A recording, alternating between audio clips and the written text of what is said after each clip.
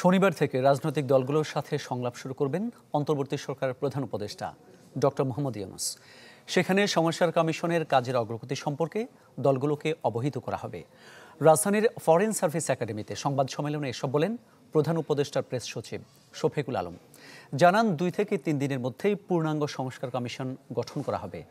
রাজনৈতিক দলগুলোর সাথে আলোচনা হবে, দেশের সার্বিক আইনশৃঙ্খলা পরিস্থিতি নিয়েও নেওয়া হবে তাদের পরামর্শ। এই শনিবার থেকে আবার নতুন দফা আলোচনা শুরু হবে। দেশের প্রধান দলগুলোর সাথে আলোচনা হবে।